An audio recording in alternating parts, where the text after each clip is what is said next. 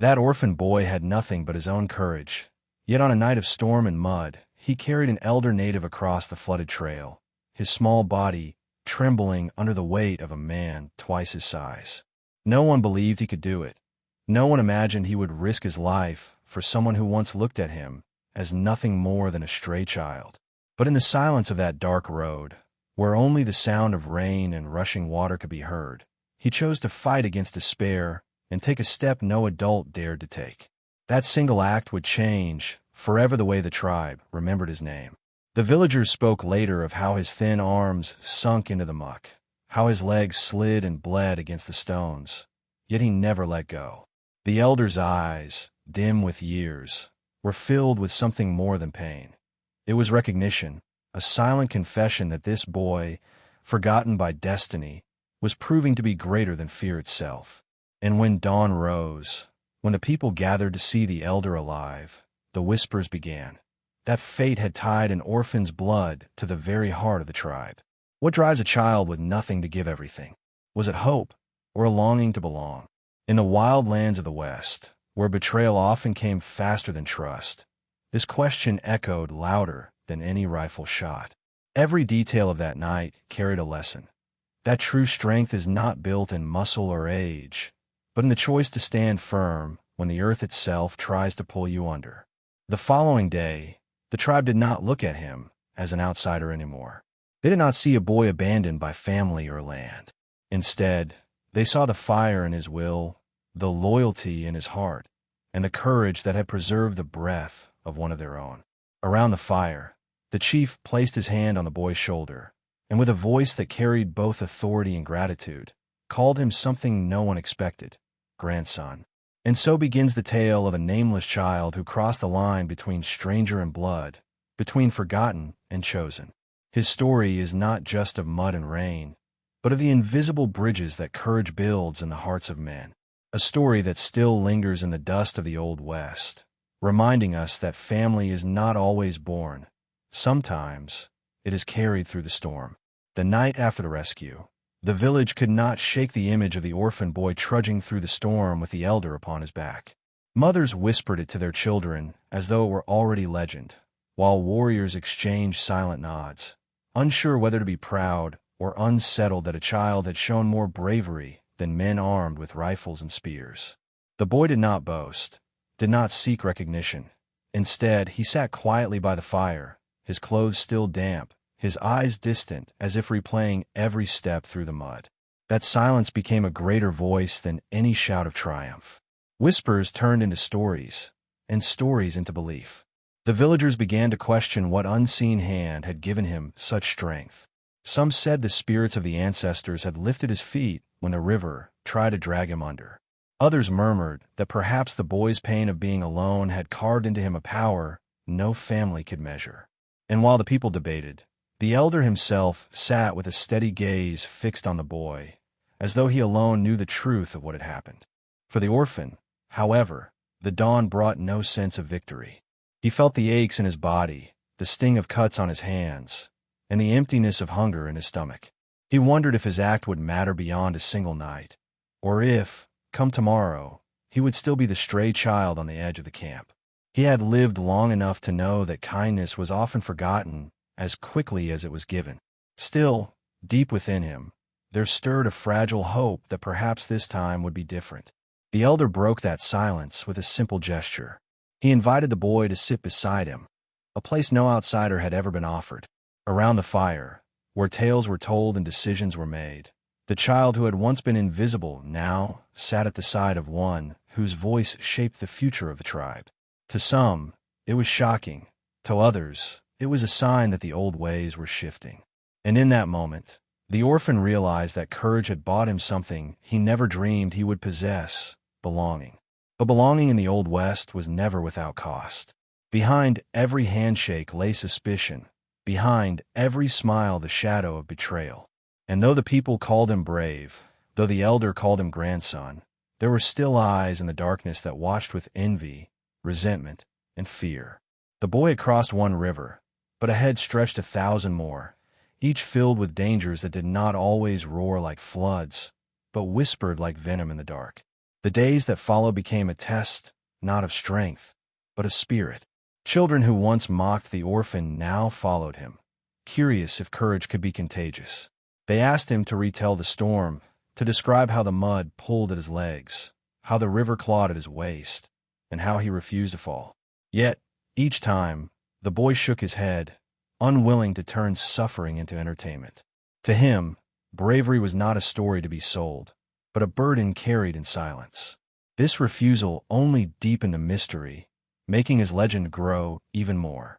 Warriors studied him in quiet, their pride wounded. For years, they had trained their bodies, sharpened blades, and memorized tactics of survival. Yet when the elder's life had hung in the balance, none of them had moved. Some excused themselves with reasons. The river was too strong, the night too dark, the risk too great. But those excuses could not erase the truth, that a boy with no bloodline, no weapons, and no name had done what they could not. It burned inside them like a fire they dare not speak of. The elder, however, began to see beyond the act itself. He spoke of destiny, of unseen ties between past and future, and of how the spirits often chose the weakest vessel to carry the heaviest message. Around the fire, he would pause in the middle of his stories, his gaze drifting to the boy, as if reminding everyone that courage was not a matter of age or lineage, but of heart. Slowly, the tribe's perception shifted. The boy was no longer simply an orphan. He was a question left unanswered, a mystery waiting to unfold. Yet envy grows fastest in the soil of admiration. Not all celebrated his rise. A few whispered that perhaps he had bewitched the elder, that no child could have survived the river without trickery or dark spirits guiding him. These rumors slithered through the camp, planting doubt even where respect had begun to bloom. And the boy, though too young to understand the games of men, felt the chill of eyes that no longer looked at him with wonder, but with suspicion. Still, destiny has a way of testing those it chooses. Just as the storm had tried to drown him, now envy threatened to strangle the fragile roots of his belonging. The Old West was a land where loyalty could shift overnight, where allies could become enemies before the fire burned low. And so, without knowing it, the orphan stood on the edge of a new trial, one not fought against rivers or storms, but against hearts poisoned by fear of change. The boy felt the shift before anyone spoke it aloud. Around the fires, conversations hushed when he walked near. Some mothers pulled their children closer, as if his courage were dangerous, as if touching it might invite misfortune upon their homes. He did not yet understand that in the Old West, being admired was as perilous as being despised. Every glance carried two faces, one of respect and another of doubt. The silence grew heavier than the roar of the storm he had once conquered. One evening, when the sky bled into shades of amber and smoke, a group of young warriors challenged him. Their words were coated in mockery, but their eyes burned with the bitterness of shame. They dared him to prove himself again, to walk the hunting grounds alone at night, to see if courage was more than luck. The boy, though weary, did not refuse. He knew too well that denying a challenge could brand him coward, and in the West, a coward's name was quickly buried beneath the dust. As the moon climbed high, he walked into the wilderness alone. Each sound of an owl, each rustle of the tall grass seemed sharper, heavier. The silence of the night pressed upon him like a weight.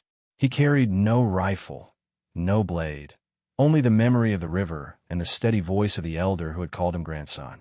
Fear gnawed at him, whispering that he did not belong, that he was only a child pretending to be something greater.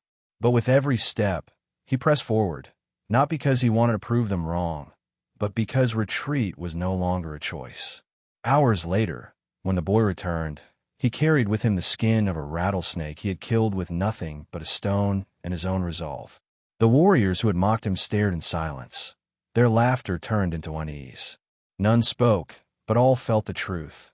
The boy's courage was not an accident of the storm, nor a trick of fate. It was a fire that no challenge seemed able to extinguish. That night, the whispers grew louder, but this time, they trembled with both fear and awe. Yet even triumph carried a shadow. By proving himself again, the boy unknowingly deepened the divide within the tribe. For some, he was becoming a symbol of hope, a reminder that destiny, could lift the lowliest to the highest seat. For others, he was a threat, an outsider whose rise could unsettle traditions older than memory. And in the West, traditions guarded their thrones with teeth and blood. The elder watched the boy closely, his gaze heavy with both pride and worry. He knew the West well enough to understand that greatness rarely grew without enemies. Around him, he saw the tension splitting the tribe into two currents: those who embraced the boy's courage as a gift from the spirits, and those who saw it as a crack in the order that held their world together. It was in the eyes of the jealous that danger simmered most fiercely. One night, the elder called the boy to his tent. The air inside smelled of herbs and smoke, and the flickering fire painted shadows on the walls like restless spirits. "Strength," the elder said, "is not in the arms but in the heart. But know this, child, hearts of men are not all the same. Some will shelter you, some will betray you. To walk the path set before you, you must learn to see the truth hidden behind their smiles." His words were not a warning. They were a prophecy whispered into the bones of a boy who would soon need it. The orphan listened in silence, but deep within, he felt the weight of those words press harder than the mud of the storm. He had believed that courage alone could carve his place, but now he saw that survival demanded more than strength. It required wisdom, patience, and the ability to sense the shadows that moved unseen. In the West, danger often came not with a shout, but with a whisper carried by the wind. Days later, his test came. A hunter, jealous and bitter, accused the boy of stealing meat from the tribe's stores. It was a lie, but in a land where justice was decided by the sway of voices, lies could carve deeper wounds than knives. The boy stood in front of the people, his chest rising and falling with fear, the crowd's eyes heavy upon him. He knew that one false word, one trembling hesitation, could turn their respect into hatred. But instead of defending himself with anger, the boy spoke with calm. He told them he needed no stolen food, for hunger had been his lifelong companion, and it had taught him to endure. He reminded them that his hands, bruised from carrying the elder through the storm, were not hands of a thief, but of sacrifice. His voice did not rise. It carried steady like the river after the flood, and in its strength, the crowd began to see the truth. By the time he finished, the hunter's lie had already begun to crumble into dust. The hunter who had accused him lowered his gaze, his words exposed as venom rather than truth. The tribe murmured among themselves, some ashamed that they had almost believed the lie, others silently admiring how the boy's calmness had outshone rage. In the West, men often shouted to prove their strength, but this child had shown that true power could live in silence, in the steady tone of a voice that refused to break. That night, by the fire, many spoke of him not just as an orphan, but as a soul carved from the same stone as the great leaders of old. Yet shadows rarely vanish. They retreat and return with sharper teeth. The hunter's humiliation festered like an untended wound, and envy hardened into something more dangerous: hatred. Behind closed tents and quiet conversations, he whispered again, planting seeds of division. "The boy is not one of us," he hissed to anyone who would listen. "The spirits favor him too much. Such power cannot be trusted." In the harsh lands of the West, suspicion spread faster than wildfire across dry plains. The boy, though young, began to sense the weight of unseen eyes. He felt it when he gathered wood, when he drank from the stream, when he walked among the people who once looked at him with wonder. That feeling of belonging, so new and fragile, trembled as if ready to break. But instead of retreating, he carried himself with quiet dignity, determined that his actions, not his fears, would speak for him. Every gesture, helping a child gather water, carrying burdens for the elderly, became his shield against the venom of lies. The elder, ever watchful, knew what was unfolding. He had seen the same story before: a rising figure met with fear, a voice of change crushed beneath tradition's weight. Yet this time, something in his heart stirred differently. Perhaps it was because this boy had carried him through the mud when no one else had moved. Perhaps it was because he saw in the orphan not just courage, but the spark of a new way, one where bloodline mattered less than spirit.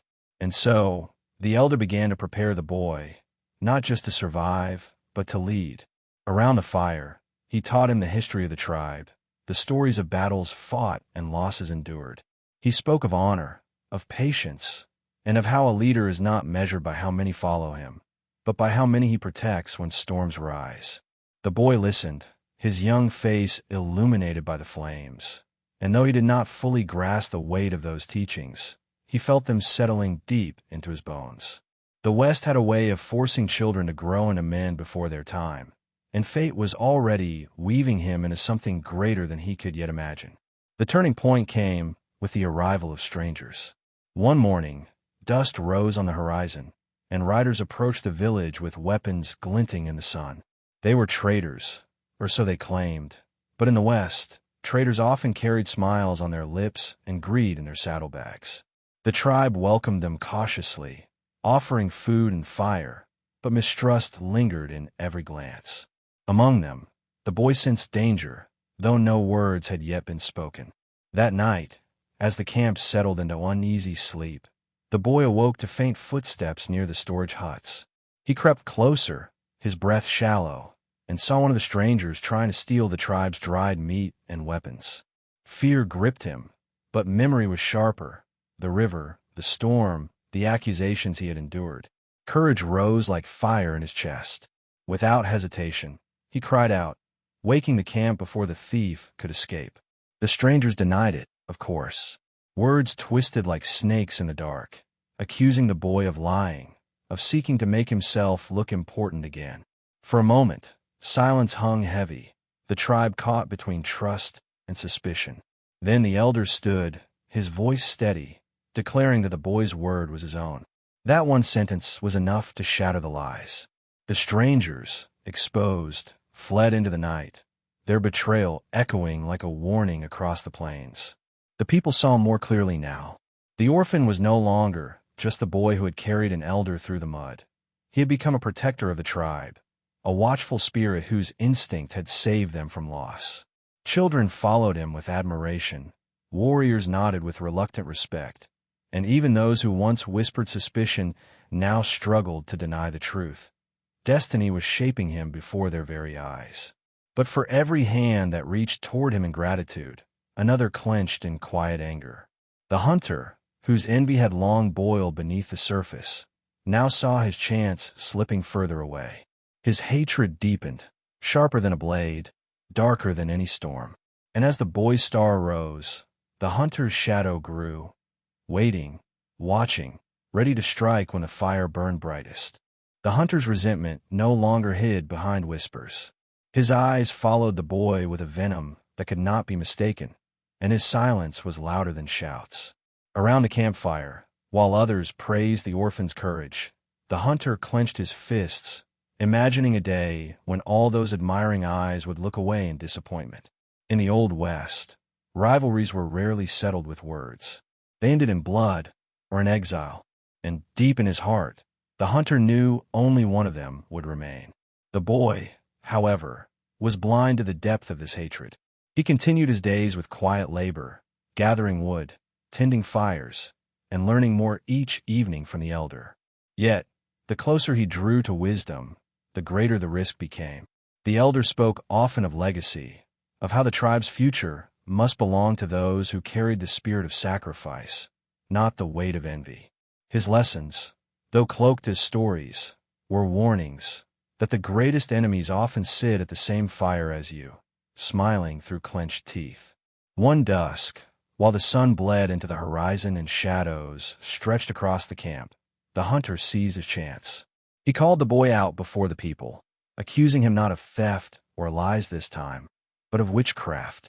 No child carries such strength without dark spirits guiding him, he declared, his voice like thunder. Fear rippled through the crowd, for in the West, accusations of curses and spirits could turn admiration into terror within a single heartbeat. The orphan stood trembling, not from guilt, but from the weight of so many eyes pressing against his small frame. He knew that denial would not be enough. Truth alone often drowned beneath the roar of fear. In that moment, he remembered the elder's words, "Strength is not in the arms, but in the heart." So he spoke not of himself, but of the night in the storm, of how he had carried the elder not because of magic, but because his heart could not abandon a life when it was within his reach to save it. The people listened, their fear wavering. His voice, steady yet soft, reminded them of the river, the mud, the storm. They saw not a sorcerer, but a boy who had endured more pain than any child should. The elder rose then, leaning heavily on his staff, and placed his hand upon the boy's shoulder. "This child," he said, "carries no curse. He carries our future." The fire cracked, the night held its breath, and in that silence, the tribe was forced to choose between fear and faith. For a long moment, no one moved. The crackle of the fire was the only sound, until one of the mothers stepped forward, her child clinging to her leg. She looked at the orphan, then at the elder, and nodded. "If this boy is cursed," she said, "then may the spirits curse us all, for he saved the life of our elder, and through him, the life of our tribe." Her words broke the tension like a blade through rope. Slowly, others began to murmur their agreement, their fear giving way to gratitude. The hunter's face darkened, his plan crumbling. He had expected the people to turn, to cast the boy out into the wilderness where coyotes would do what he could not. Instead, he watched as the orphan's place grew firmer, roots sinking deeper into the heart of the tribe. Rage burned in him, but he forced a smile, masking his defeat for now. In the West, men knew when to strike and when to wait, and patience could be sharper than steel. The boy, unaware of the depth of the hunter's plotting, felt only relief. For the first time, he believed that his place among them was secure. That night, he sat by the fire with the children gathered around him, telling them stories of courage, though never of his own. He spoke of the stars, of the spirits of the ancestors, of how every soul, orphan or elder, had a purpose in the great weaving of destiny. And as he spoke, the children's eyes glowed with wonder, as if they already saw in him not just a companion, but a leader. The elder, listening quietly, felt the truth settle upon him like a heavy cloak. He knew his days were waning, his body weary from years of struggle, but in the orphan's voice he heard the echo of something eternal. It was not blood that made family, but sacrifice. It was not lineage that forged a leader, but the willingness to carry another through the mud when the storm threatened to drown them both. But in the Old West, peace was a fragile thing, easily shattered by the howl of envy or the strike of steel. The tribe had chosen faith over fear this time, but shadows do not disappear. They wait, they watch, and they rise again when the night grows darkest. And in those shadows, the hunter's heart still sharpened its blade, biding its time. Winter crept over the plains, wrapping the village in biting winds and nights that seemed endless. The orphan, now firmly woven into the life of the tribe, worked harder than ever, carrying firewood, tending to the elders, and hunting small game when food grew scarce. Each act, though simple, built his image further as more than just a child. He was becoming a pillar. Yet in the Old West, the stronger one stood, the more the storms of fate sought to break them. The hunter's envy did not cool with the frost. Instead, it grew harsher, like ice forming in cracks of stone, splitting it from within. He watched the boy through narrowed eyes, each day searching for a weakness to exploit. Yet the boy's humility gave him none. His silence became his shield, his service to others his weapon. Still, hatred does not require reason to strike. It requires only opportunity. One night, as the fire burned low and the people dozed, the hunter crept toward the storage huts. He dragged out sacks of dried meat and left them scattered near the boy's tent, his plan sharpened with cruelty. At dawn, when the tribe discovered the food missing, the hunter's voice rang out. "Look, the orphan feeds himself while we starve." His accusation struck like thunder, and the crowd swarmed, suspicion once more hanging over the boy's head. But this time, the orphan did not tremble. He stepped forward, his voice steady though his hands were cold. He told them to search his tent, to look with their own eyes. When they did, they found the sacks, just as the hunter had planted them. A murmur of shock rolled through the people. The trap had been perfectly laid, the evidence undeniable. And for the first time, doubt began to weigh heavier than trust. The elder rose slowly, his body weak, but his voice unshaken. "I do not judge with eyes alone," he said. "I judge with memory. And I remember the night this boy carried me through the storm, when no man among you dared to move. A thief thinks first of himself, but this child has thought only of others since the day he arrived. His words held back the tide of anger, but the seed of suspicion had been planted once more, threatening to grow stronger than before. The boy stood in silence, his heart heavy as he realized that even courage and sacrifice could be twisted into chains by envy. He knew the hunter had framed him, though he had no proof to free himself. In the harsh lands of the West, truth often mattered less than the story people chose to believe. And in that moment, he saw clearly the lesson the elder had tried to teach. Enemies need not carry rifles to kill you. Sometimes they carry lies sharper than any bullet. But then, a child stepped forward, the same one the orphan had once helped when she fell at the riverbank. She clutched her small doll and spoke with a voice too pure to be doubted. "I saw him," she whispered. "He did not take the food. He was asleep. The hunter was there in the dark." Her words, though trembling, cut through the air like a knife. The crowd froze, all eyes turning to the hunter, who suddenly stiffened under their gaze. The hunter tried to protest, his words stumbling, his voice cracking. But the seed of doubt shifted now against him. The people remembered his earlier lies, his jealous glares, his eagerness to accuse.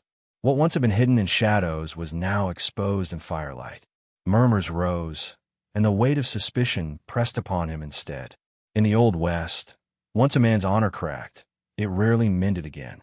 The elder, though weak, stood tall for the last time. With his staff striking the ground, he declared, "The spirits have spoken, not through me, but through truth itself. This boy is no thief, no cursed child. He is flesh of our flesh, blood of our blood. From this day forward, he shall be known not as an orphan, but as my grandson, chosen not by birth, but by destiny." The camp erupted, some in relief, others in awe. The orphan felt his chest tighten, not with pride, but with the weight of belonging finally resting on his shoulders. The hunter, now shunned and disgraced, slunk away into the darkness, his shadow swallowed by the night. And though peace returned, the boy understood a truth deeper than any storm or trial. In the West, family was not given by blood, but forged by the fire of sacrifice and the unshakable strength to endure every shadow that rose against it. The orphan who once walked alone now stood as the grandson of a chief, not by blood, but by the fire of his courage. His journey through storms, lies, and envy became more than survival. It became a testimony that true belonging is not handed down by birthright, but earned by sacrifice. In the unforgiving silence of the West, he had carried more than an elder through the mud. He had carried hope itself, and hope became his name. Every moment of his path revealed a deeper truth. Storms will test the body, but envy tests the soul. While rivers can drag you down and mud can blind your steps, it is the whispers of men that strike hardest, twisting respect into suspicion. Yet even in the face of such shadows, the boy's heart never faltered. And that is why his story lingers, because it teaches that the greatest strength lies not in victory alone, but in standing when every force around you begs you to fall. The tribe's choice to see him not as an orphan, but as family, carries a lesson far beyond the campfires of the Old West. It reminds us that greatness is not born of titles, nor inherited from names carved in a stone, but forged in the quiet moments when one life chooses to carry another. It is in those choices that legacies are written, not in ink, but in the memories of those who witnessed them. And so the boy who had nothing left to lose gained something no wealth could purchase, a place, a name, and a bond that would outlive storms and envy alike. His story urges us to ask ourselves, when the flood rises, when the whispers grow loud, and when the world demands proof of who we are, will we step forward or turn away? The answer, perhaps, shapes not only who we are remembered as, but who we truly become. If this story touched your heart, let it not end here. Share your voice in the comments, let your thoughts carry the fire further, and keep this circle of stories alive. Subscribe to the channel so you never miss tales that remind us of the strength hidden in unlikely places. And if this journey moved you, leave your mark with a like, because every gesture, like every act of courage, can turn a moment into a legacy.